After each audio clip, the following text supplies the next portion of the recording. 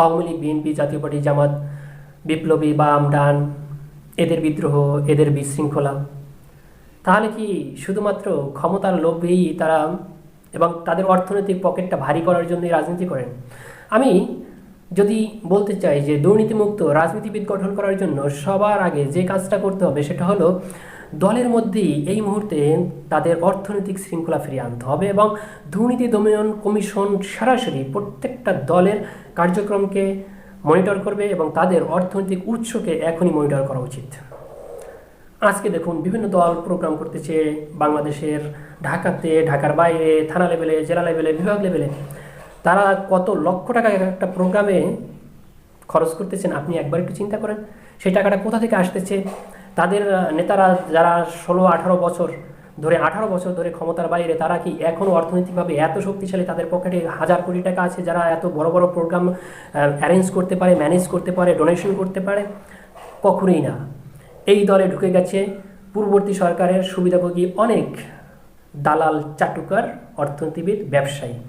তারা এই দলকে চালিয়ে নিচ্ছে। কেন নিচ্ছে? জানে যে পরবর্তী সরকার যারা আসবে তাদের একটু তেল দিয়ে আমরা এখন খাতির রাখতেছি, ক্ষমতায় আসার পরে আমরা আবার দুর্নীতি করতে পারবো, আমাদের পকেট আবার ভারী করতে পারবো, আমরা নিজেদেরকে স্বাবলম্বী করতে পারবো। সুতরাং প্রত্যেকটা দলের প্রতি এই মুহূর্তে অর্থনৈতিক সেক্টরটা আমাদের দুর্নীতি দমন কমিশন কর্তৃক মনিটর করা উচিত।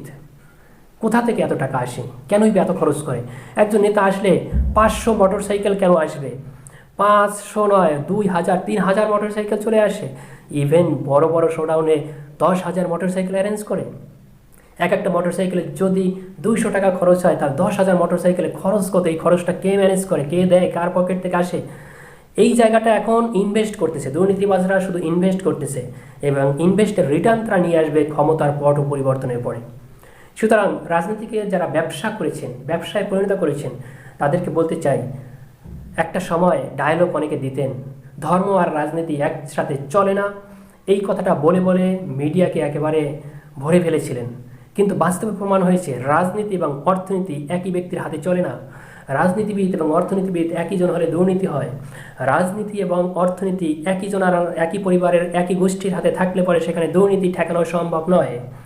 রাজনীতি এবং এই যে বিজনেস, এটা যদি আপনি এক জায়গায় নিয়ে আসেন, কোনটা রেখে কোনটা করবে তিনি বুঝতে পারেন না। সুতরাং দুইটা একসাথে করেন, কোনটা যে তার বিজনেস আর কোনটা যে রাজনীতি, এই ডিফারেন্সিয়েটও তিনি করতে পারেন না। এই জায়গাটাই সমস্যাটা হয়। বিধায় দেশ থেকে দুর্নীতি দমন করা কোনোভাবেই সম্ভব নয়। এটা আপনি 1000বার সংবিধানে ইনক্লুড করেন, রেজাল্ট জিরো। কারণ আপনি ওই রাজনৈতিক দলের মধ্যেই দুর্নীতিটা প্রবেশ করিয়ে দিয়েছে এবং দিয়েছেন, সে কারণে এই দেশে দুর্নীতি কমানো সম্ভব নয়। আশা করি বিষয়টা আপনার কাছে, জনগণের কাছে এবং সকলের কাছে স্পষ্ট হবে এবং হয়েছে।